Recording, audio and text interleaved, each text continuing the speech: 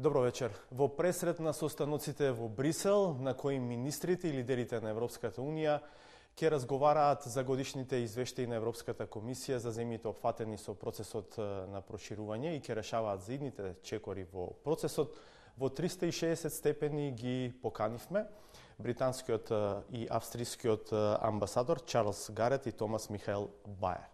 Има ли светло на крајот на тунелот за Македонија? И може ли да се очекува засилен европски ангажман за да се откочат евроинтеграциите и да се стопира демократското назадување? Се дел од прашањата за кои ќе дебатираме. И вечерва кон крајот на емисијата ќе објавиме нова саботажа. Останете со Алсат и со 360 степени.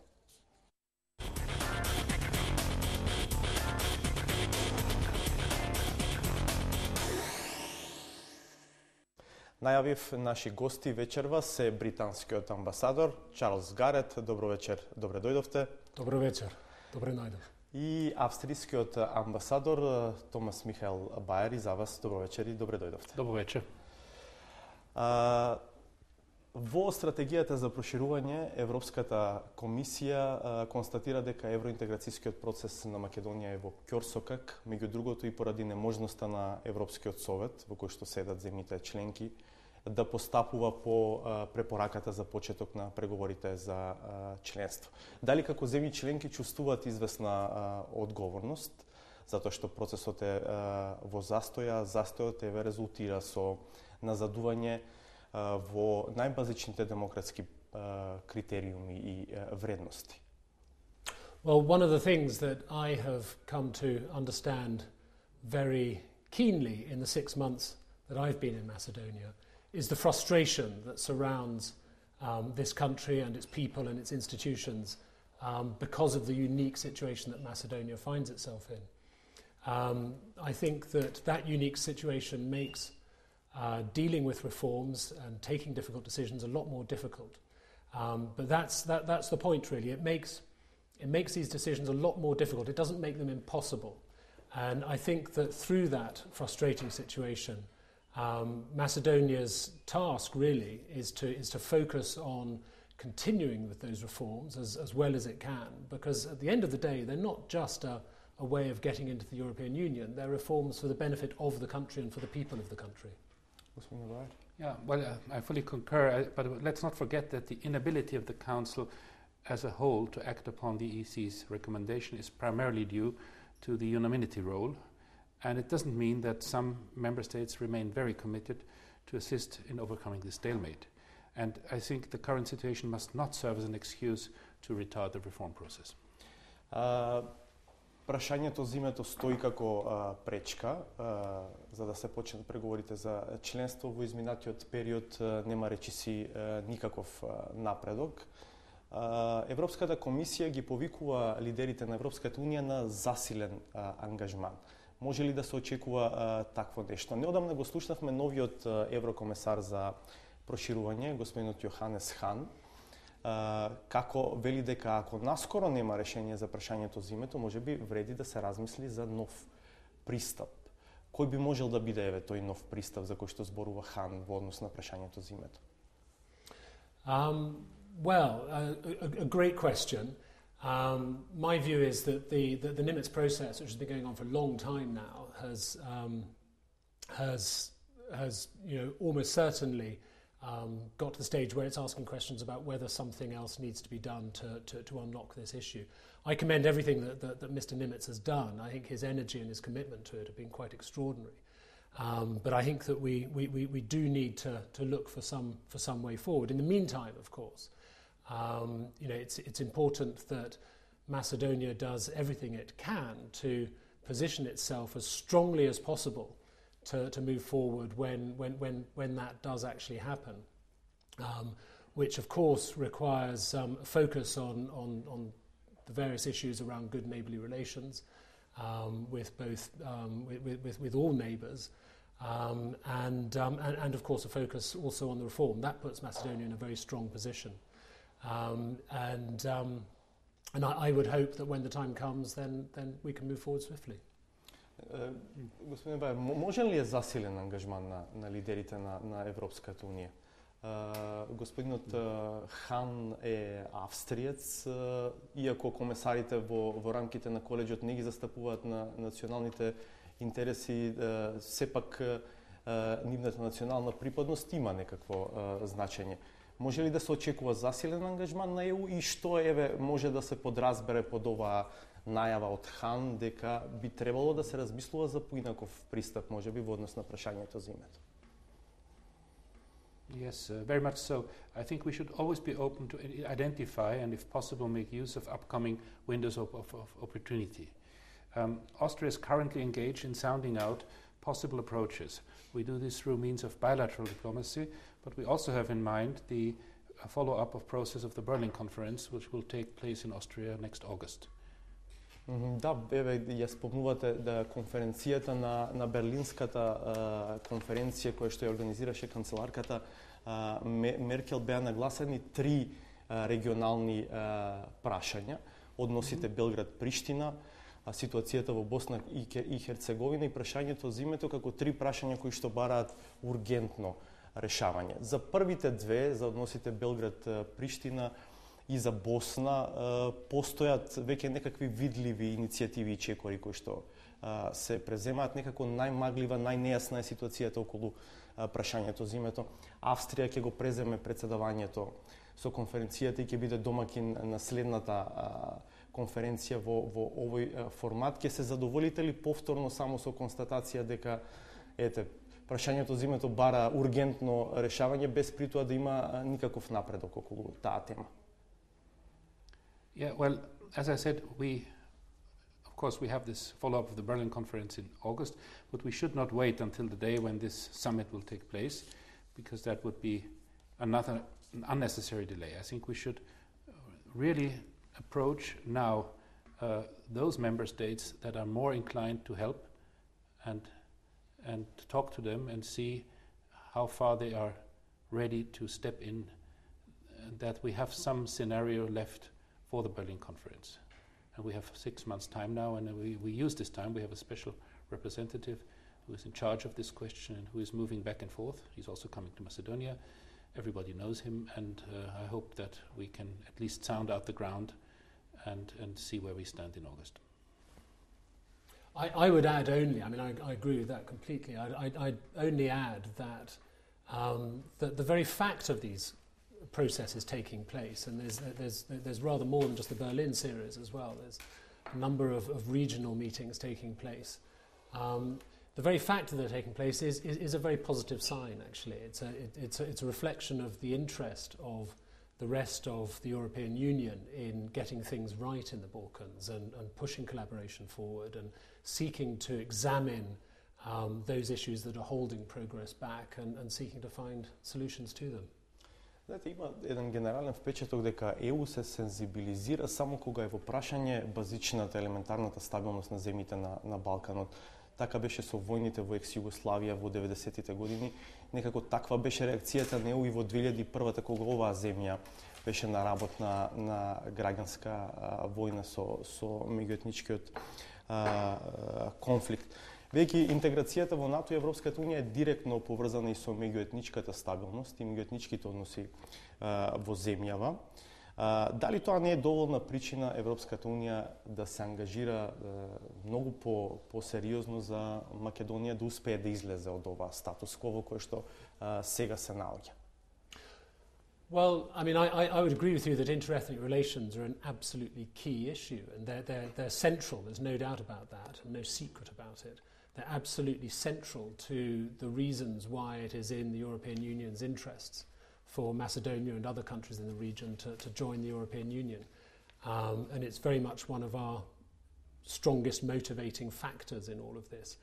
I think it's also important to see interethnic relations as not just a question of avoiding trouble.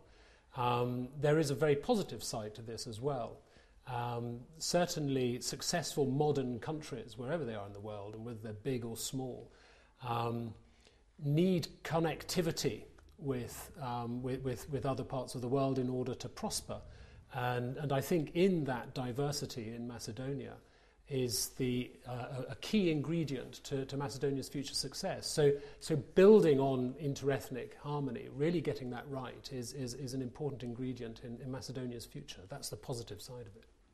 I fully subscribe to that. I think that the multi-ethnicity of Macedonia is one of its greatest assets, in not only politically but also culturally, and this is something Macedonia should be proud of, and of course every step to improve these interethnic relations is not only contributing to the stability of the region but also to the cultural and social future of the country. And of course for Austria it is very important, we also have a multi-ethnicity, it's very important to see this stability grow, and it's certainly one of the strongest motives for our advocacy of Macedonia's Euro-Atlantic agenda. Овде ќе направиме мала пауза за реклами, понив ќе се вратиме со другите теми. Што може да се очекува за Македонија од декемвриските заклучоци во Советот, и ќе ве прашам исто така каква е вашата оценка за тоа што Европската комисија го констатира во извештајот во однос на демократското стагнирање. За сега благодарам, се враќаме по рекламите.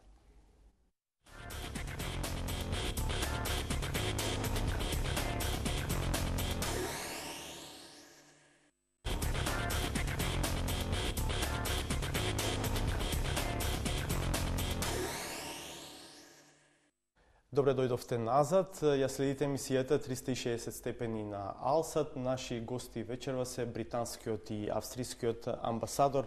Разговараме за ЕУ перспективите на земјава. Господа, извештајот на Европската комисија констатира низа проблеми со политичките критериуми. Зборува за политизација и контрола од власта на медиумите, судството, проблеми со политичкиот диалог. Но власта сакаше да се фокусира само на препораката за почеток на преговори, барем јавно не сакаше да зборува многу за критиките. Има ли начин како во овој вакуум период до почетокот на преговорите за членство да се стопира стагнацијата во делот на демократските критериуми и таа да се преврти во позитивна насока? Well, I think that actually quite a lot of thinking has gone on in government about what it needs to do. It's not as though the issues haven't been examined there, and I'd commend Fatmir Besimi for all the work that he and his team have been putting into the action plan. And of course, the important next step is to carry that forward. And we stand ready, just as other member states and the Union itself do, to support Macedonia in that. And hopefully we can make some progress through it. I think that one of the important ingredients that's perhaps missing in this is a vibrant public debate about this. There's a lot of talk that goes on in government buildings and in embassies in Skopje and so on, as well as in Brussels, about what needs to be done. But I think that another important bit is to have people talking about these things, both as individuals and as businesses, as other institutions, because that kind of public debate helps get good ideas in, it helps strengthen the response, it helps in the end get Macedonia through the transition period faster and in a stronger position.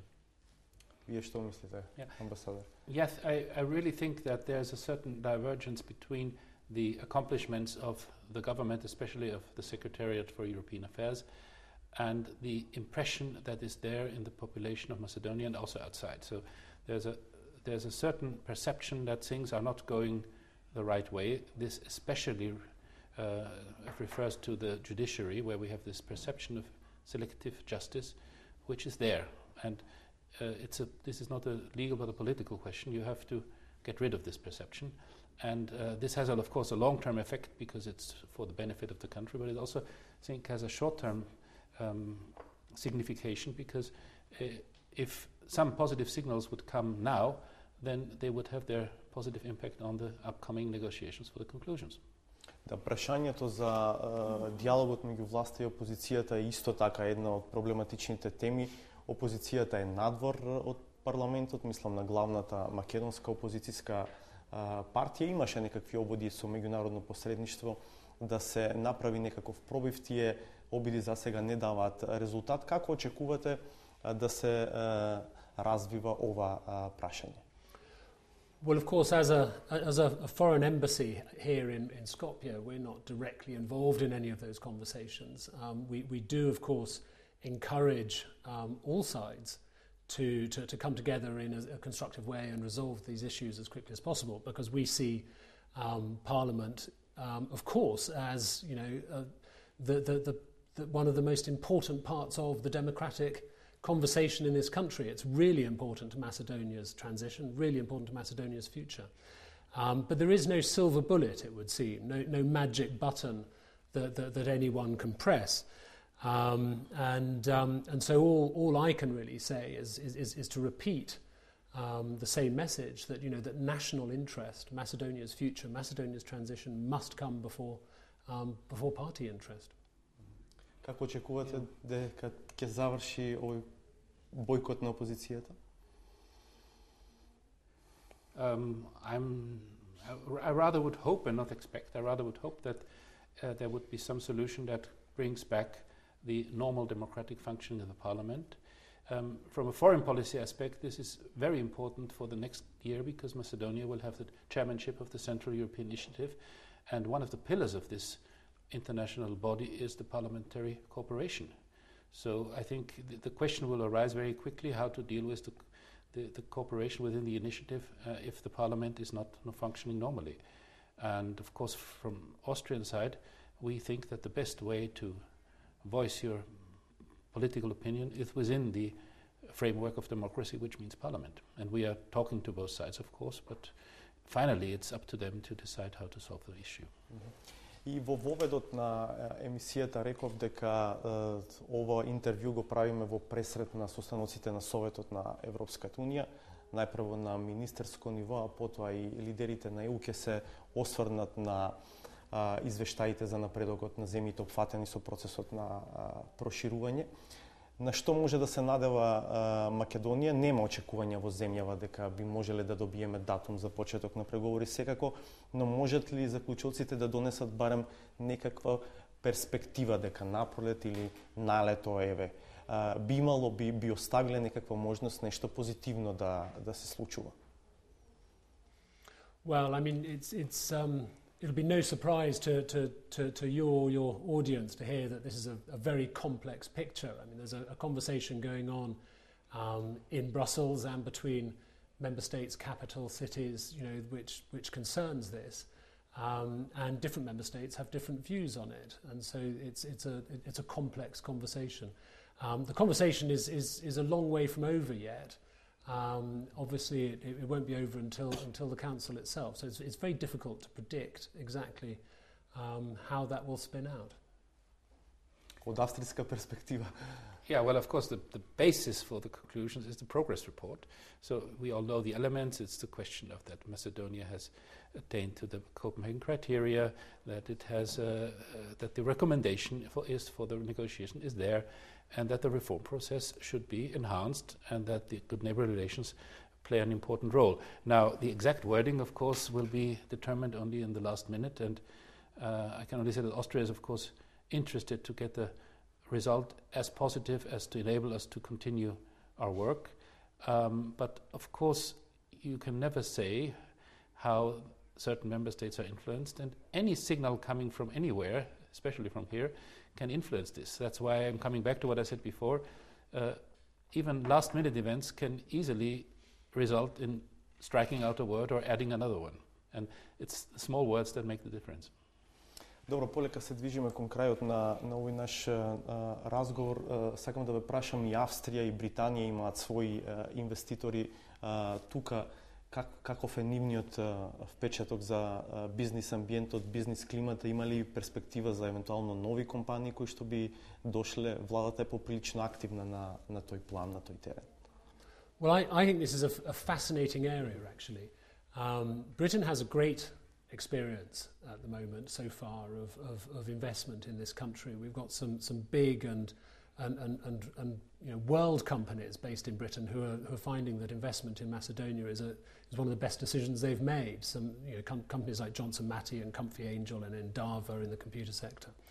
But the reason I find it a particularly fascinating conversation is that it's a very good example of an area where the kind of reforms that are talked about in the progress report actually make a real difference, because questions around rule of law, for example, have a direct influence on the experience of investors in a country. If you have a rule of law which is predictable and reliable and fair and quickly delivered, then businesses have an environment for doing business which is the best, and it becomes a very attractive part of a country's offer to foreign investors. So I find it fascinating from that perspective. I think the future picture is good. There's already a lot that's attractive to British investors in Macedonia, and it could be even more attractive. Yeah, well, for Austria, of course, the investment is a key part of our relations. We are presently investor number 3 in Macedonia, but with regard to job-creating investments, we are certainly in the front line with the energy sector, banking, insurance. These are all sectors where a lot of jobs are depending upon. So I'm confident that this trend will continue. I fully subscribe to what my colleague said, that it's already in the recommendations of the progress report that enhancing the investment climate is very important, because the people, potential foreign investors, will look at the state of the investment climate, and of course this also comprises the legal certainty or uncertainty. And before they come here, they will perhaps not so much concentrate on roadshows, but they will probably ask investors who are in the country and ask them for their experiences. So I think it's very important to keep the investment climate or enhance it if possible. Thank you. Амбасадори, ви благодарам што бевте гости во 360 степени. Се надам дека ќе имаме и друга шанса да разговараме. Благодарам уште еднаш. It was a pleasure. Thank you very much indeed. Во нашата емисија наред е редовната содржина саботажата на Сречко Поповски. Да ја видиме.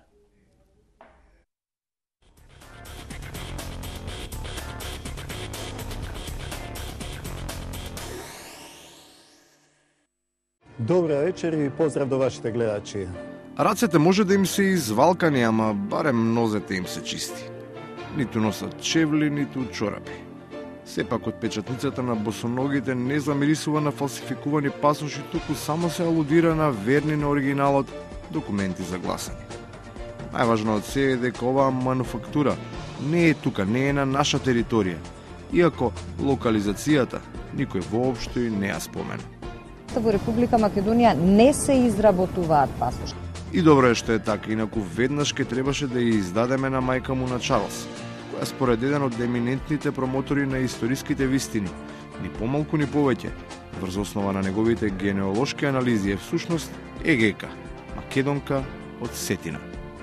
Факт е дека од своите илјадници предци, една од родословните линии на британската кралица Елизабета II веќе и до македонскиот цар Самуил.